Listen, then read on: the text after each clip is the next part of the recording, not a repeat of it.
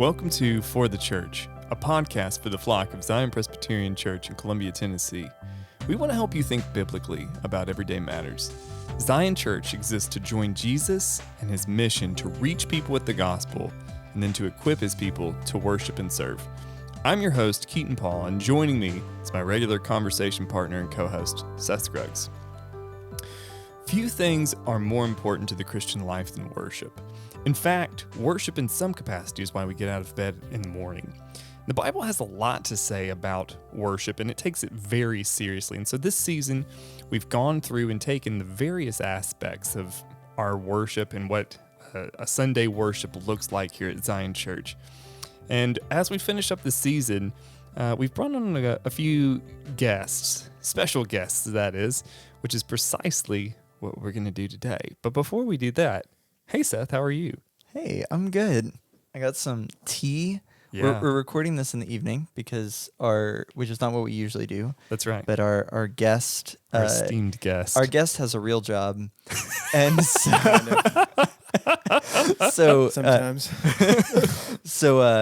he had to come in the evening, and I'm really excited. Yeah, this is You going want to to be introduce our guest? This is going to be great. Yeah. Well, you know, we've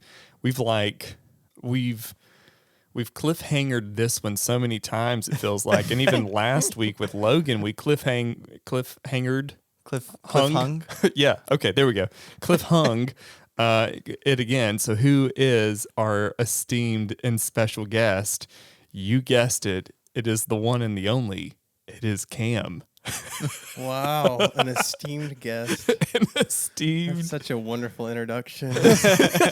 Totally unnecessary.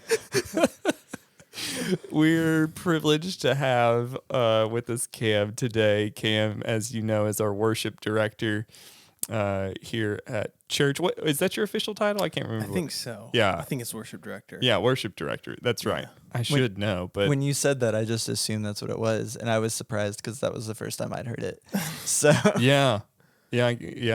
But Cam is our worship director, and everybody knows Cam.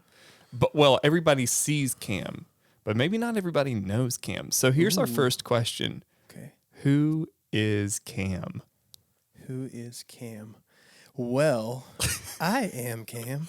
Cam I am. I am a fella who's 32 years old currently. I'm from North Carolina originally. Moved to Tennessee about 11-ish years ago. The description of who I am in my head changes quite often. Used to be musician, like I would just wanted to be Mr. Guitar Player, and that's what brought me to Nashville at first, and then I wanted to be Whitney's husband. I met my wife Whitney at MTSU. I was studying music there, and wound up playing, kind of doing the guitar picker thing and using that as my definition, and then realized that wasn't going to support a family very well, or if it did, I would be away from said family or said wife for a long period of time. So Whitney and I had our first child 6 years ago, and we've got 2 more kids. And so I would say Cam is a husband and a father first, and then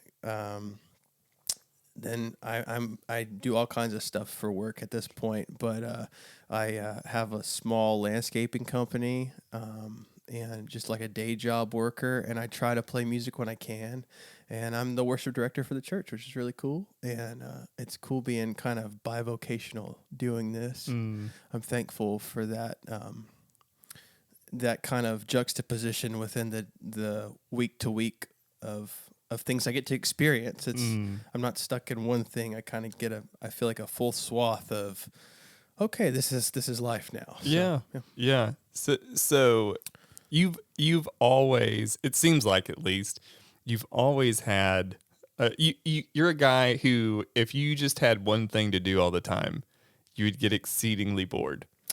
I think so. Okay. Yeah, I think so. Okay. I would definitely label myself as a jack of all trades and master of none. Like, not at all. Just scooting by, trying to land feet first. Yeah. Yeah. So describe your music journey. What were the things that really kind of developed, who you are musically and where you are now? So, my dad, Chip, when I was born, he was a drummer. He still plays drums occasionally, not near enough, but he's a musician, and he was in a band. It was a Christian youth band. So I was born in '92, and youth groups were huge at the time, and it was all about like how many people can we drive to this event, and my dad was part of this. It was a ministry, particularly within the Southern Baptist realm, but he was a drummer for a band called Jatoa, which stood for Jesus is the Only Answer. And my mom was pregnant with me, going to these concerts with my dad, and so from the womb, I was inundated with Marshall half stacks, and they were they were a Christian hair metal band, so it was very heavy music, and I fell in love with the drums. I have vivid memories at 2 and 3 of like my dad's drum kits at the time and how big they were, and I loved the flashiness of the cymbals and trying to hold the sticks. And when I was like 6 or 7, I remember being at practice one night and like gravitating towards the guitar player's Les Paul, and I was like, wow, that's cooler than what you're doing, Dad. So I was like, I want to be a guitar player, and I didn't know anything, but I had a cheap guitar and just started wearing it out around the house, and I couldn't play a G chord. My parents were like, we got to get this kid some lessons because he's driving us nuts, and started taking guitar lessons at like 7 years old. And just fell in love with the instrument, and music in general. Like if it's got strings or makes a cool noise, like I want to learn how to play it, and I've always been that way, So music was just always kind of there, and it was something that I felt. I was a pretty shy kid. And I'm still shy today, but I try to turn that around and like just kind of go for things, even if it feels like, oh, this might be an awkward interaction. Like I want to just kind of bust through that, like Kool-Aid Man, like just bust through that wall and break the shyness. But music always let me do that. So in middle school, I wasn't a sports kid, but I could play some guitar. So it was like an in at the school talent show. Like nobody knew who I was, but then at the end of the year, they finally knew that kid Cam could like play guitar, which was neat. High school, same way. I had pretty early on in high school, I decided I wanted to try to play guitar for a living. And my parents they were so awesome and just like going with me and my idea of wanting to play music for a living. Always just encouraging me. And if I needed a piece of gear or a teacher to help me get to that next level, they would say, well, what can we do to help you get to that point if you're serious about this? So when I was a junior in high school and knew that I wanted to go to college to study music and play guitar, they hooked me up with a really great teacher in the area, Baxter Clement. He's a guitar teacher still in Southern Pines, North Carolina. He owns a guitar shop now, which is really cool. And I always thought that guy was awesome, but he kind of like trained me to get into like the college level courses of playing guitar, and they were super gracious in funding that. So I went to college. I went to Catawba College in North Carolina, small little private school, for 2 years studying what they called popular music, and realized I had a lot of friends who were graduating that were getting awesome jobs at Home Depot with the same major that I was in, and I was like, okay, I don't know. So if I'm going to do this guitar thing and I'm supposed to have schooling for this, I need to look at like the big 3 for music, which was LA, New York, or Nashville, and wasn't smart enough for LA or New York in the jazz or classical scene or film scoring. So it's like, I could do Lower Broadway and play honky tonk tunes. And so Nashville, here I come. Yeah. And then got to Nashville and did the music school thing and realized there were tons and tons of really great guitar players who were better than me that were grabbing really great jobs at Home Depot, and they were, playing 5 hours on Broadway for $20. And so it was like a good school of, it was like going to school to realize, music is still an art. Yeah. And there's an appreciation for that. Like, it's hard. It's a hard reality when you're trying to make a living playing music, but nobody ever guaranteed that art was going to pay money. Yeah. So you kind of have to balance that in your head. For sure. For sure. Were you playing in worship bands kind of throughout? Yeah, or? Okay. yeah. I need to bring this back to a worship thing. Well, no, I think that's really interesting. Yeah. And I think it's what kind of makes Zion's worship interesting is that your background is not 100% in worship or even just the CCM space in general. So, but talk about that. Talk about like what's your background in like worship and church music. Yeah. So I grew up Assemblies of God. First 10 years of my life, my dad was a Sunday school teacher at First Assembly in Albemarle, North Carolina, which is a really hard word to pronounce. I went to church there, and he was the drummer every Sunday morning. And so I was 7 or 8, and I used to.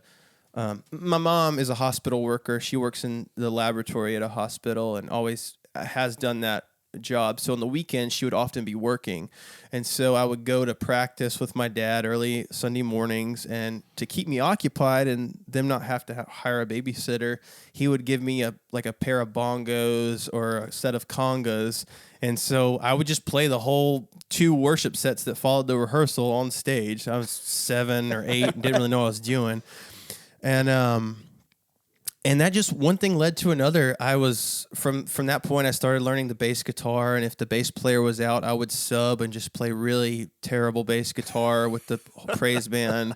And that Assemblies of God church had a rockin' praise band. Like it was just a cool time, like not for theological content, but very much so for like powerful, moving instrumentation and powerful vocals. So it was cool to be kind of grow up in that, like on stage with it. My dad is now a PCA pastor. So at 10 or 11, when I was 10 or 11, my dad answered the call to go to seminary, and he went to RTS Charlotte, and we were plucked out of the Assemblies of God church and landed at a very traditional PCA church in Albemarle. And again, very hard word to say, especially into a microphone. It was organ and piano driven, had a choir with robes, and I didn't know what to do with that because I hadn't seen it growing up in that. I wrote it off as old music, but I did develop an appreciation for that there, and especially for the theology. My entire family essentially went to school with my dad, so we became Reformed together, and that was a very beautiful thing to see. During that time, we also started a praise band that would play like 2 songs on Sunday morning. So the choir would get 3, and then the praise band would get 2. Wow. So it's kind of like it was, and that was controversial. Yeah, hey, what's that guitar doing there? Is that a drum kit? Is that a conga? And but there was beauty in that because it allowed for conversation to be had, and it allowed for cool different things to happen inside of that older established church building. So that was all through high school. My dad got called to a different PCA church out of that was more of a I would say a contemporary service, and the whole time the Lord just opened doors for me to continue to participate in worship with an instrument on Sunday mornings. And then when I made the move to the Nashville area, started attending Christ Community Church, which is where my wife's family were members, and so it's just natural to go where they were going. And became friends with David Hampton, who was the worship director at that church at the time, and he heard that I was a musician, and he always needed somebody to sub on something. And so every Sunday I was playing guitar, bass, or something like that, and it wound up leading to a full-time position of being one of the worship directors or worship leaders or worship coordinators, all the very many titles at Christ Community Church in Franklin. And I was there for a while doing the leadership there. And, the production tends to take over when churches grow or expand or want to go one direction over another. And it just became way too produced for my taste. And if, in my opinion, the worship was very subdued compared to the theatrical production of the thing, is kind of what I would say of the service. And there's such a beauty. There was such a beauty. We visited Zion one rare Sunday off, me and my wife Whitney, and it was just such a joy to worship with a singing congregation, and it was piano led at the time, and there was something so surreal about pulling out a hymnal and singing texts that our fathers had written before us, and literally seeing the graveyard out front and realizing that this is an endless journey, and we're all on it together, and there's so much more than just this moment of production that we can create. And I was like, wow, this is incredible. So yeah, I love this because I think that you're really painting a picture of or how we got to where we are on Sunday mornings, as far as how you're leading. Yeah. And so I want to, before we get to the next question, I just want to draw, what are your musical influences? Because I think you've painted a really good picture of That's right. kind of your heart behind it, but just musically, what we do on a Sunday morning here is very unique. Yeah, I think unique. I haven't been to many churches like that. So that's encouraging to hear. Where are you coming from musically that kind of leads us to the kind of things that we sing? Yeah. So I grew up with, like I mentioned earlier, kind of a Jesus hair metal playing dad, but my dad loved 70s rock and roll, still does. Journey, Boston, Led Zeppelin. He was very much into that kind of rock and roll stuff. And so naturally I wanted to be like my dad and listen to what he listened to. So I got into that first. At the same time, my dad was and still is on fire for the Lord. So there was Rich Mullins woven in there. There was White Heart. There was Petra. There was, some kind of similar taste, but different, different avenues there. And I discovered the blues pretty early on in my guitar journey, which I was trying to show my dad, hey, this is cool guitar stuff here, like Stevie Ray Vaughan, Eric Clapton, Jimi Hendrix, and fell in love with playing that style. I thought country music was really hokey, and I thought classical was boring. And then I moved to, I visited Nashville. I think the first time I was in the Nashville area, I was 16, and fell in love with guys just ripping up the Telecaster. So I got into country music pretty heavy, like the old stuff, Willie and Merle, and through that vein of that trajectory, just discovered acoustic music. And I've always loved and had a huge appreciation for bluegrass music. That just tends to run deep in my blood. And there's groups now that take bluegrass music to the nth degree. So Punch Brothers, Nickel Creek, and now I would say that my influences. So I do write songs. I don't write many of them. I feel as if every word has to have a particular amount of weight to it, which is a really, really bad thing for a songwriter, because you need to write many before you kind of flesh out the ones that are your good ones. So I don't have many, so I don't feel that I have many good ones, but I want I love songwriters who can establish that kind of gravitas or weight. So, right now, my number one favorite songwriter is Daryl Scott. He just paints so many great word pictures, and he can tell a story as if he's coming from that perspective, and he's never been to where he's talking about, but you believe it and buy it, hook, line, and sinker. So, yeah, those are kind of my influences. Yeah, that's fantastic. And just kind of on that note, one thing that is, I think, really unique about Zion's, worship from, the call to worship to the benediction and everything in between is there is this, for lack of a better term, there is this like folksy organicness throughout the whole thing, right? When when Mark Holly opens up with a very earthy everyday life story. Oh yeah. And then slaps you with the gospel. Yeah.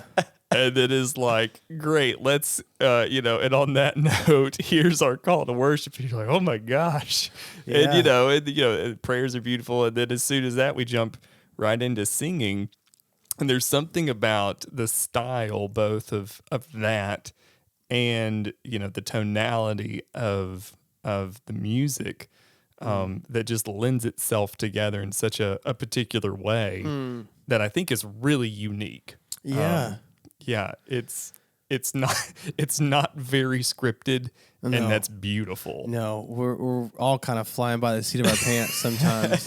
There's and the style of music that you choose, in addition to the songs themselves, and the way that everyone kind of approached it, that was earthy. Is that the word you used? Earthy. Yeah. Earthy. I'm gonna stick. I love that. It allows you guys to get out of the way of what's actually happening in a really beautiful way that makes it not about the production, but just about what you're saying. Yes. And not even necessarily production. It makes it less about the person who's doing it. Yeah. I've never, as great as Cam sings, it's very rare that I'm sitting there just like, man, Cam's a great singer. Because I'm thinking about the words that we're singing as a congregation, and you really are, everyone who's on stage really is a worship leader in the best sense, which is to say you're not up there singing. You are literally just up there so that we're all together as we're singing. Exactly. And Mark, to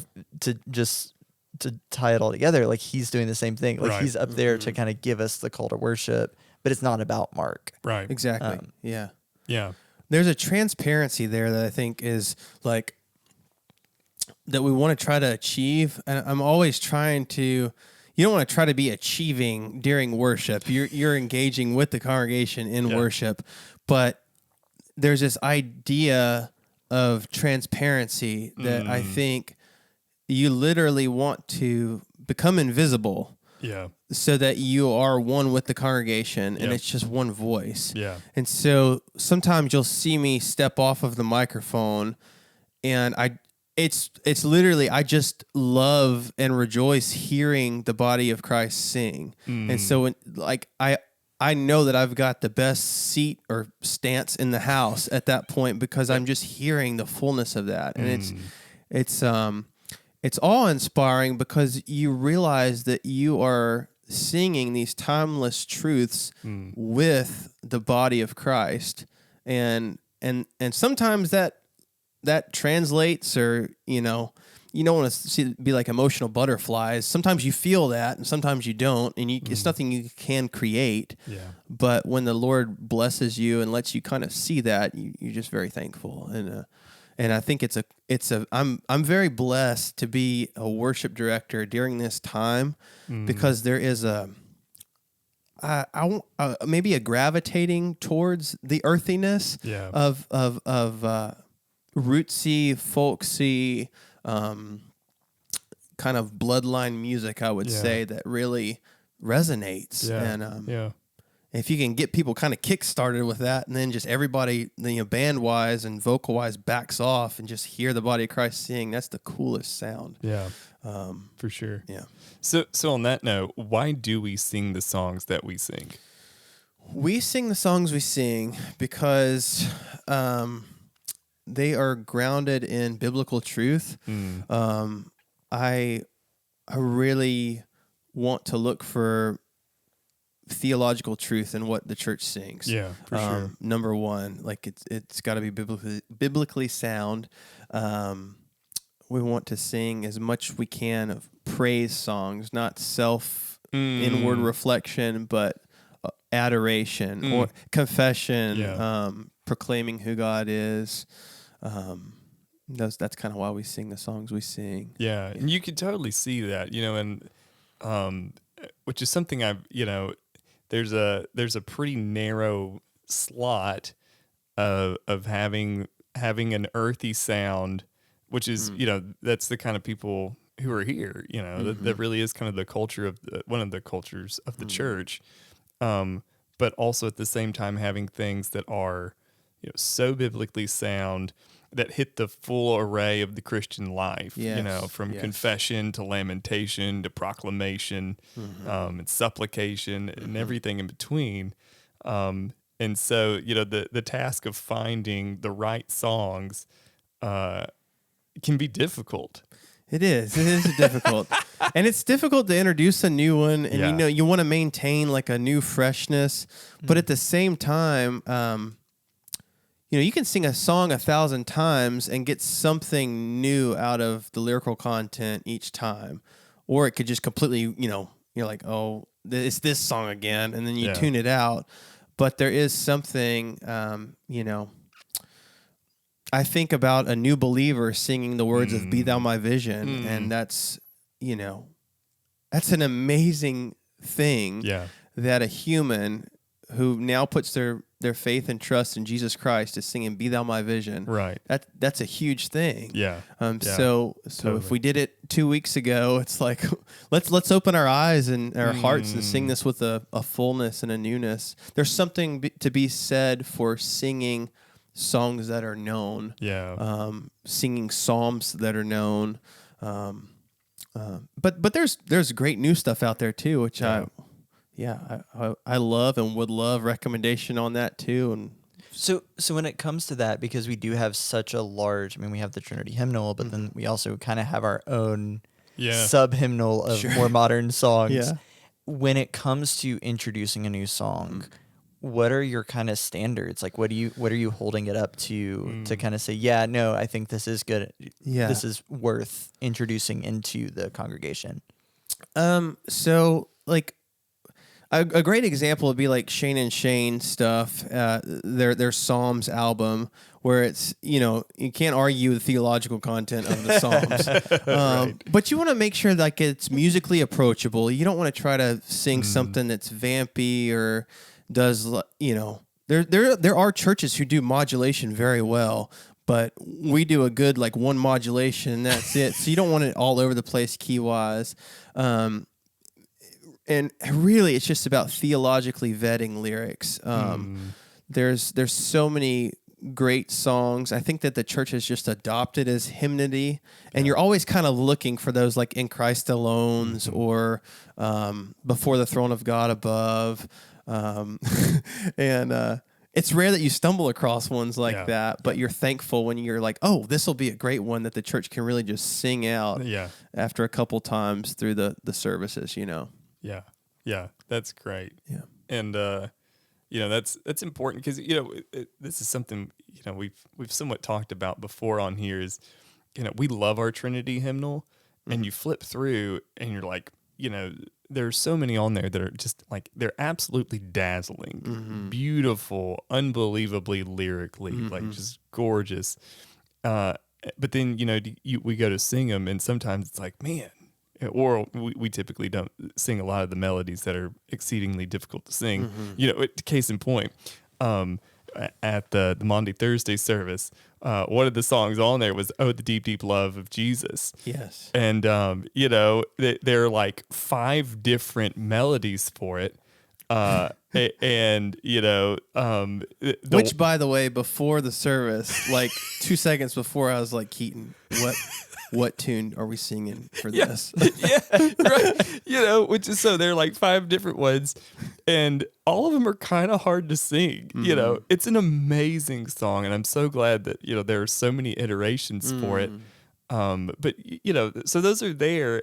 So even with this massive hymnal, there are regularly written songs today like In Christ Alone or Before the Throne of God Above or Come Behold the Wondrous Mystery. Those are written in the past 10 years. Christ Alone was probably before For that. His mercy is more. His mercy is more. Yeah. And they're like lyrically, they're astounding and they're so singable and they're the kind of thing that I can be out, mowing my grass and I'm humming away. Nobody can hear me. Right. And that's such a vital part of the Christian life. Maybe one of the most important aspects of catechesis is getting songs in people's heads. And saying, when you're doing your dishes, if we can work it out to where you're singing, guide me, oh thou great Jehovah, as you're wiping dishes and putting them in the drying rack, we've made a huge step, right? Yeah. That's a great example. Guide me, oh thou great Jehovah. I had never heard the traditional before I started attending church here. I had heard the Indelible Grace version. Yeah. And loved that version, by the way. And then one Sunday, it was like, oh, we've got to sing the traditional because that's what Zion knows. I was like, okay, here we go. We got it. And I just thought it would go over dreadful. But hearing the congregation that knows that version was super powerful. Right. And now my kids who are growing up in this church, they don't know the Indelible Grace version. They sing the traditional "Guide Me, O Thou Great Jehovah," and I'm like, "Wow, it's just cool. Yeah, it's cool to appreciate both in different lights, and the lyric is really what matters. Absolutely, and the prayer of that song, and just, I mean, I'm just. My family is so blessed to be at Zion because of that multi-generational. Totally. It is a well of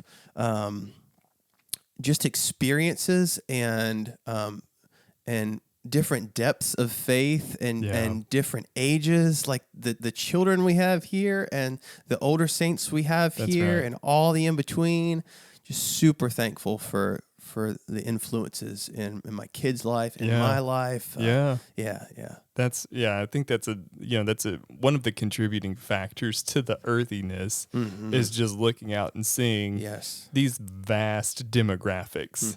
We've got so many elderly saints who have walked with the Lord faithfully for 70 years, and then an ever-increasing number ever increasing number of babies. That's right. And everything in between, which we are all guilty of contributing to. That's true. Yes, we have. And that makes it, the earthiness to that is, I think, part of it. And we sing that way. There's so many elderly saints that you can hear letting it go as best as they can. But I love, one of my favorite things in the world is being up front and hearing the kids sing. Oh, yeah. Oh, and I mean, Zion kids sing. Man, the doxology from Zion kids is the most beautiful thing. It is one of my favorite things ever. This is a little bit of a curveball, but do you have a favorite hymn? I do. And I think it's part of my my number 4 on the Enneagram. If I don't know if anybody knows that or not, but and a number 4 hates the Enneagram, by the way. I just had to do it one time for a job interview thing. But It Is Well With My Soul, tremendous, by Horatio Spafford. That's my number 1. Great. Just it's just so powerful. Confessing where you are, confessing the mess, and just saying, Lord, let it be your will, and it is well with my soul, regardless of how I feel in this moment. Right. That's fantastic. Yeah. So glad. Yeah. Well, so also transparency. We brought this up last week. Logan is in our life group, and so is Cam. And one of the the running jokes in the life group is Cam's number 4 Enneagram thing, which gets brought up like pretty regularly when we're all like, "This thing is awesome." And Cam's like, it's okay. It's good, it's fine. Like, I mean, don't get too carried away. That's right. But, You can't be overly excited about something. Like, you can on the inside, just don't show it. Don't let them know. Don't let them know. Hold your cards close. That's all right. Oh me. So what is one thing that you really want the congregation to know as we're singing together? What's one thing that you want running through the average congregant's mind as we're singing on a Sunday morning together? It's hard for me to admit as a musical artist that has a natural bend toward a diva-ness, if I can say that word. But one thing I want congregants to know as we're singing is it's not about me. It is not about any of us. It's not about the pastor who's preaching that Sunday. Right. That's exactly right. That we are all doing this for God, and we are worshiping our Savior, and we are merely facilitating by trying to use what God has given us. Yeah. That's a great word. I love that. Yeah. One of the things, just since you're here, and I know it's going to make you uncomfortable when I compliment you, one of the things that I love about what you guys do in the band, and you guys have been playing together now like 4 years? Yes, yeah. And one of the beautiful things that you guys do is this balance of like true musical excellence with the simplicity that allows you guys to get out of the way. And that's not an easy thing. How do you kind of prepare yourself for that? Yeah. I honestly think it's grown organically over time. When I came to Zion, a little bit of a bruised reed, I would say, timidly leading. I was trying to figure out a different way to do things that I had been doing. And the one thing I kept coming back to was get out of the way and trying to communicate that to the rest of the band. And fortunately, they already kind of had that mentality. When I walked through the sanctuary for the first time, I saw Jeff Boggs' drum kit, and it was this old Ludwig 3-ply, and he had it. It was just at the time, it was a snare, kick, and ride cymbal. And I saw Nowdy's bass, which was like a blue Jaguar with a shoestring as the strap. And I was like, this is so East Nashville. Like it was cool because it was like this scaled back minimalistic setup. And I was so excited because I thought, okay, this is the time to try to really make this transparent. I think we could be a good transparent team, and we've been so blessed just to have we really are blessed to have so many competent musicians at our church. Yeah, for sure. And a very faithful team. Just so thankful for those guys and ladies and how they serve. Tremendous. Yeah. Well, thank you so much for being here with us. Thank you guys. It's been fun. This has been. I mean, it's been okay. It's been all right. Don't get too big about it. That's right. That's right. It's whatever. It's fine. We are so grateful for your leadership, your directorship. That's right. Directorship. And everything you do, and also your friendship. It's pretty great too. You as a person, as a man, we're so thankful for your family. We love you guys so much. We love you guys. We're thankful to be here. Yeah. So thankful. Wow. Will that wrap us up? That wraps us up. You're in charge, so that is it. Go ahead. Well, that's pretty much the end of our season. That's right. Next week, we are going to have a Q&A episode. Q&A. So there is still time. If you have questions, you can email them to keaton.paul@pcazion.org, or you can comment on Spotify or wherever, and we'll try to get to them. There already are questions, so you won't be the only person asking a question. That's right. So we're excited to dig into that, and we'll see you next week.